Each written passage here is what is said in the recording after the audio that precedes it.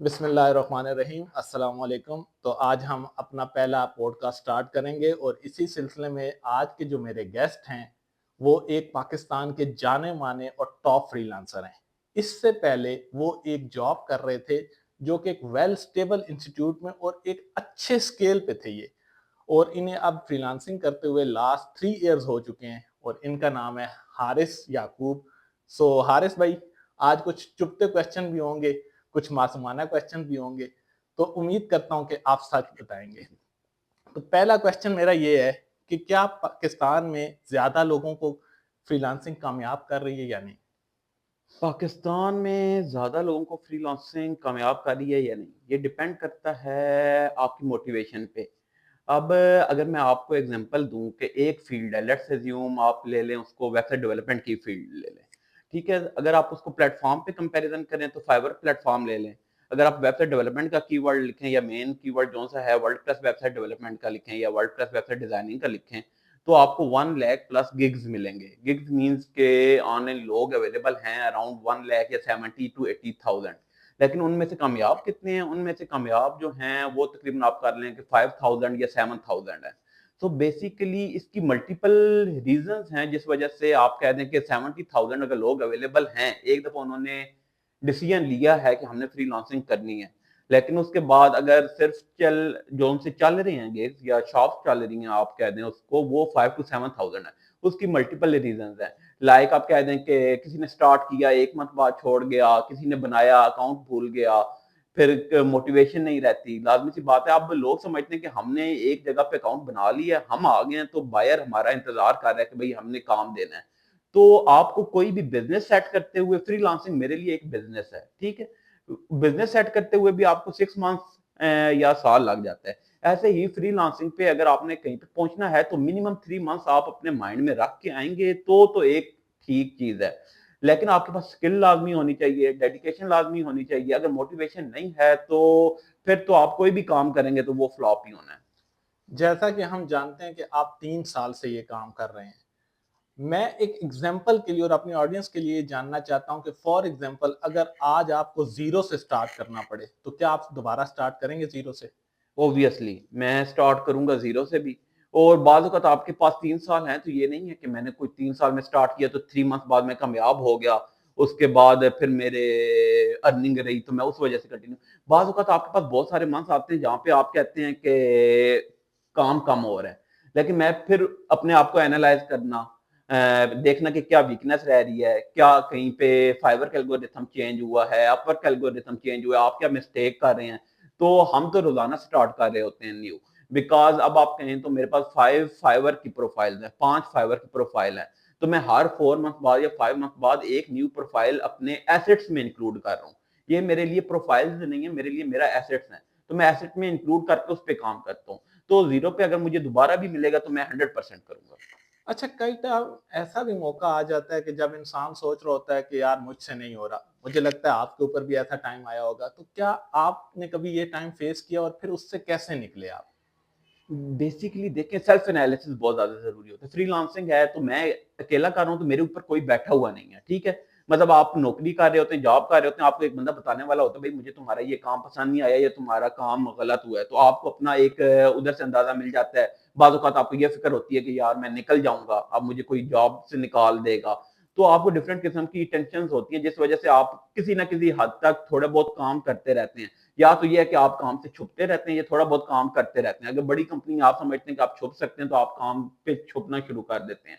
लेकिन किसी न किसी हद तक जॉब पे ये होता है कि बॉस होते हैं, वैल्यूएशन हो रही होती है, आपको इंक्रीमेंट का होता है, सैलरी का होता है तो आप किसी हद तक काम करते रहते हैं।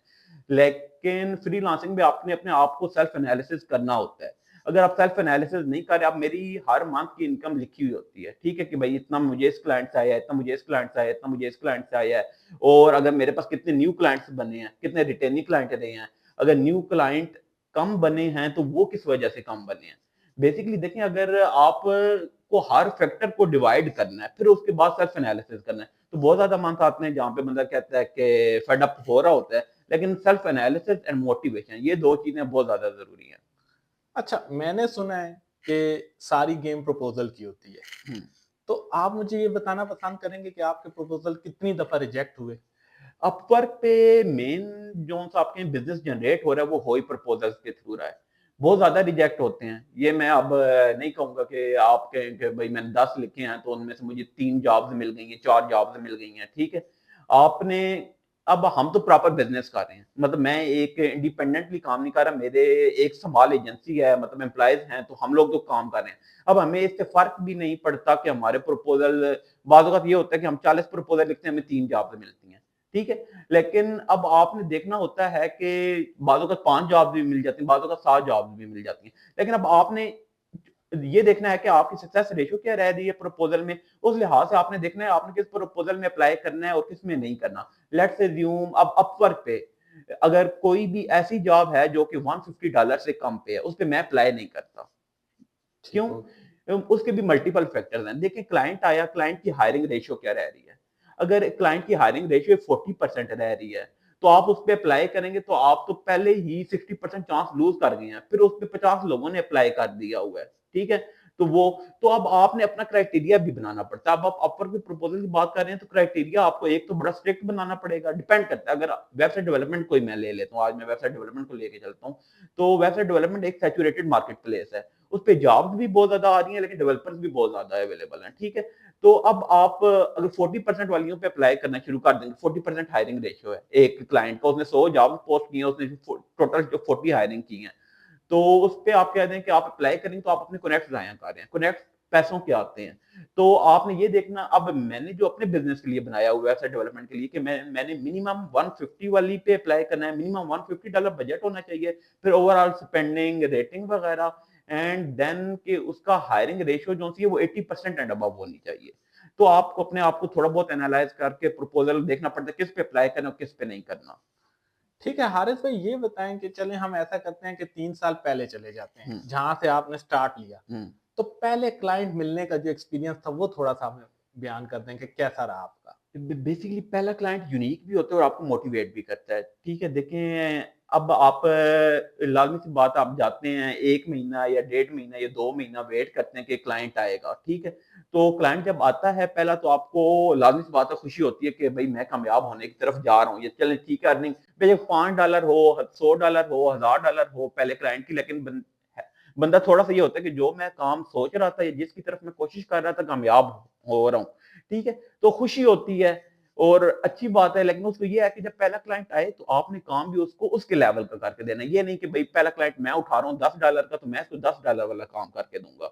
अगर आप किसी को ये सोचेंगे कि भई इसने मुझे $10 पे किया है, इसको मैं $10 वाला काम करके दूँगा तो फिर वो आपका पहला क्लाइंट भी होगा और आखिरी क्लाइंट भी होगा। सही है। अच्छा हारिस भाई क्योंकि लोग पैसे के बारे में सुनना चाहते हैं, हुँ, इसी साल से हम स्टार्ट ले लेते हैं, हुँ। पीछे नहीं जाते। आप ये बताएँ कि इस साल किस महीने में सबसे ज़्यादा अर्निंग रही और किस महीने में सबसे कम अर्निंग रही? अगर आप पैसों का नहीं बताना हुँ। चाहते तो वो कोई इश्यू नहीं, लेकिन जस्ट एवरेज बता दें कि किस मंथ ज़्यादा हो रहा और किस मंथ कम रहा। ये तो मुझे अपनी एक्सेल शीट देखनी पड़ेगी कि किस मंथ से ज़्यादा रहा और किस मंथ कम रहा। लेकिन मैं आपको बता देता हूँ फ्रीलांसिंग में ना दिसंबर का मंथ होता है और जनवरी का मंथ होता है। इसमें थोड़े से क्लाइंट्स कम होते हैं क्योंकि यूरोप एंड यूएस के हमारे मोस्टली क्लाइंट होते हैं। वो ऑफ लिया होता है या जॉब पोस्ट करके वो हायरिंग करते हैं फरवरी में, ठीक है? या एंड ऑफ जनवरी में करते हैं।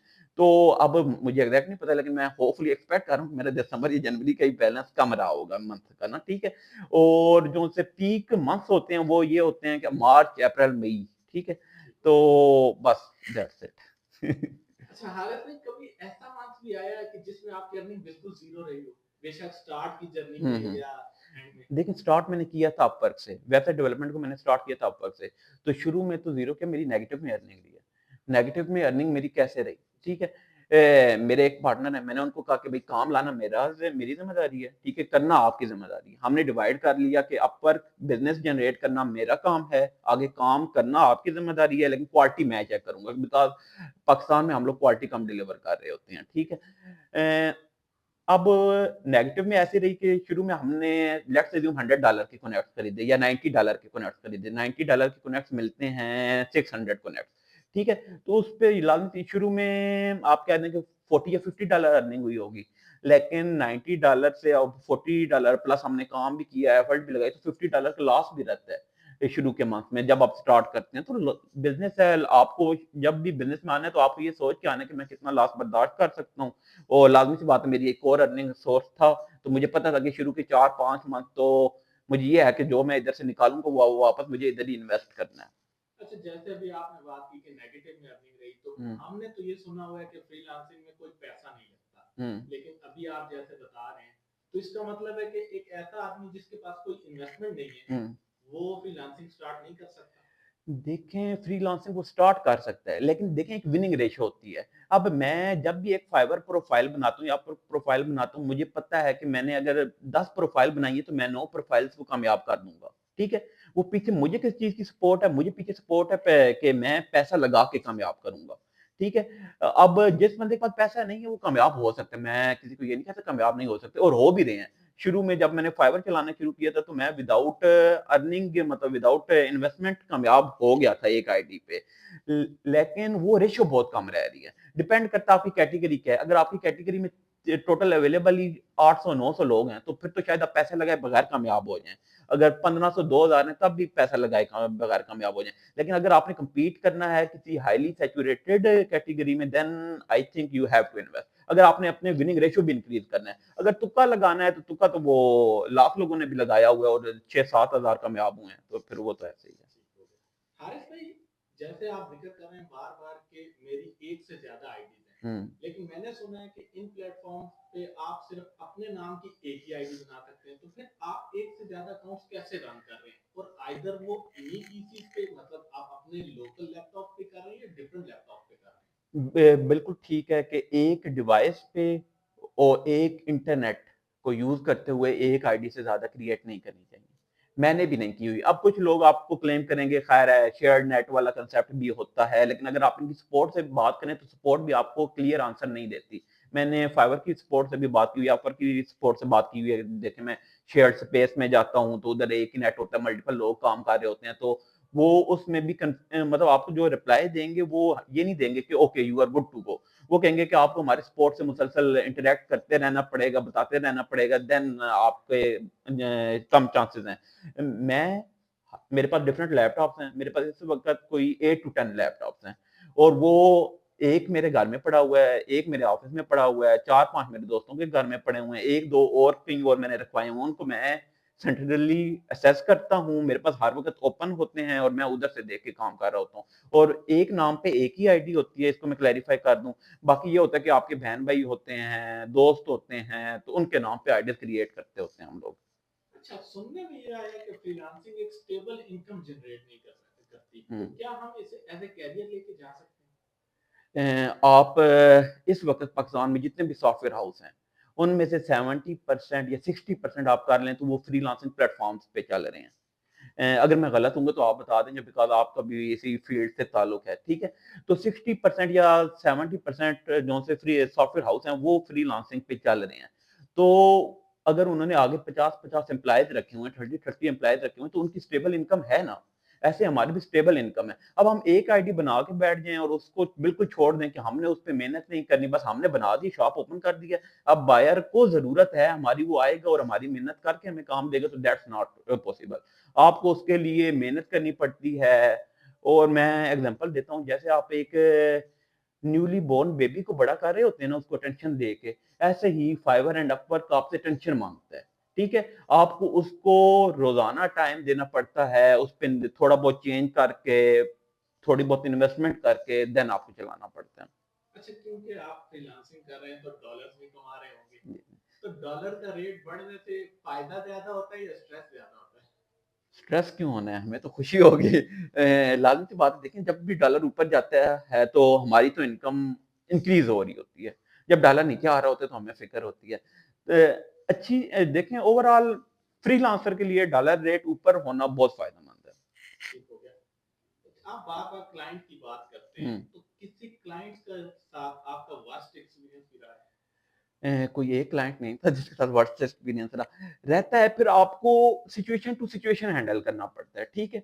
मतलब अब आप देख रहे हैं कि ये क्लाइंट, आपने क्लाइंट को ऑब्ज़र्व करना है। अगर आपको लग रहा है कि क्लाइंट कैंसल करना चाह रहा है ऑर्डर, ठीक है? तो आप उसको फ़ोर्स ना करें कि मैं न्यू रिवीजन देता हूँ। आप उसको 2 ऑप्शन दे दें कि भई मैं आपको आप मुझे 24 आवर्स अलाउ करें, मैं आपको एक न्यू रिवीजन दे देता हूँ। अगर आपको पसंद आती है तो ठीक है, नहीं तो नो इश्यू, आप कैंसल कर दें, मैं आपकी पेमेंट आपको रिफंड कर दूँगा, ठीक है? उससे ये होता है कि क्लाइंट के आप नेगेटिव फीडबैक से बच रहे होते हैं, या आप ये भी कह सकते हैं कि आप इसको $5 पे रीएडजस्ट कर दें। लेट्स अज्यूम $1000 का है, अब आपने उस वक़्त ये नहीं देखना होता मेरे पास $1000 जा रहा है। अब उस वक़्त आपने ये देखना होता है कि मैं क्लाइंट से नेगेटिव फीडबैक से बच जाऊँ, और हाँ, नेगेटिव फीडबैक से बचूँ, और क्लाइंट मेरी प्रोफ़ाइल ना गंदी करके जाए। तो उसके लिए आपने $1000 नहीं देखना होता, आपने अपनी प्रोफ़ाइल देखनी होती है, जो कि आपका बेबी है, ठीक है? अब आप उसको देखेंगे तो आप कहेंगे ठीक है, मुझे $10 पे इसको रीएडजस्ट करें, एंड देन आप के फीडबैक ना दें मुझे, दैट्स इट। कोई क्लाइंट ऐसा भी रहा है कि जिसके साथ आपका वर्स्ट एक्सपीरियंस रहा और उसने आपकी पेमेंट रोक ली हो? मैं टू बी ऑनेस्ट मैं पेमेंट की इतनी फ़िक्र नहीं करता। जहाँ पे मुझे लगता है कि क्लाइंट सैटिस्फाई नहीं है, मैं उसको खुद ही कह देता हूँ कि आप मुझे रिफंड रिक्वेस्ट भेजें, मैं आपको रीपे कर देता हूँ, ठीक है? तो उससे ये होता है कि देखें, हमारी लाइफ़ खत्म नहीं हो रही। एक क्लाइंट पे आके खत्म नहीं हो रही, और एक क्लाइंट की लाइफ़ हमारे ऊपर आके खत्म नहीं हो रही। तो आप उसको अगर $200 $500 रिफंड कर रहे हैं,